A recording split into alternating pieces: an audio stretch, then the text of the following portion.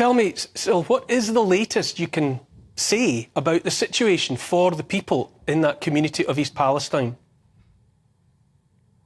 Well, as of last night, the previous night, they attempted to have a meeting with Norfolk Southern and the people involved. Norfolk Southern, who is the owner of the rail cars, decided that it was going to be hazardous to their health and welfare to attend this meeting and declined to come. And it's just another issue in a long string of failed ideas or failed promises that these people are undertaking. From the very beginning, they got information that drips and dribbles, and they were told one thing, and then they were told something else.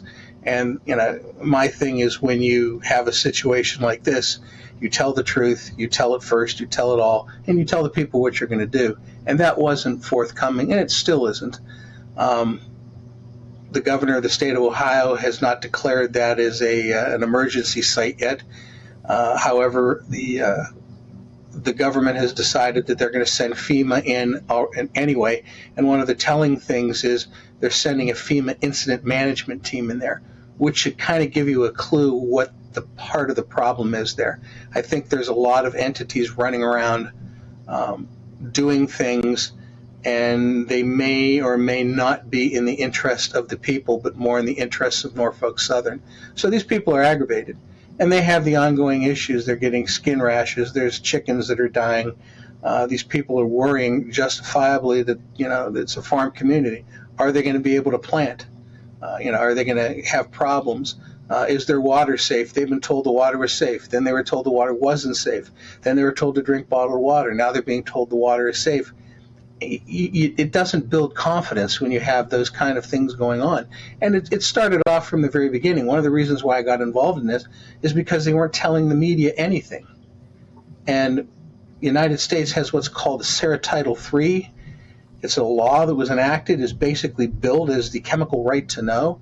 And as the media is the people's agency with which they can hold truth to power.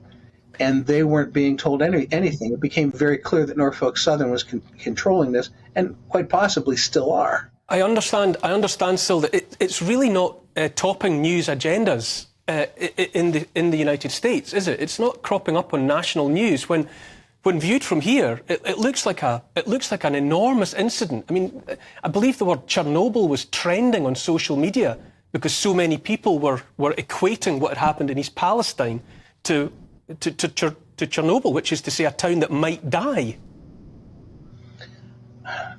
It's definitely going to be a historic event, right up there with, Love Canal and Times Beach and a lot of the other toxic hazards.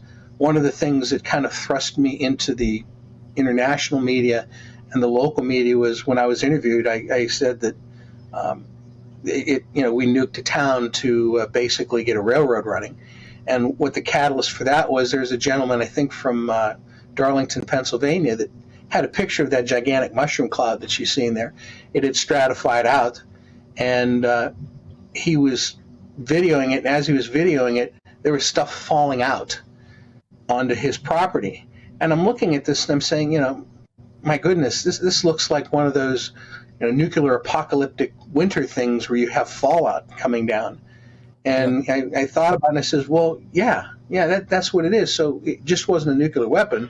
We used chemicals, but we basically nuked a town so that we could hurry up and get a railroad running again, which is always number one in the rail industry's thoughts, is getting the railroad running again, especially now when you have in-time delivery and they're cutting workers, they're cutting safety regulations, and the cutting of these safety regulations go back years.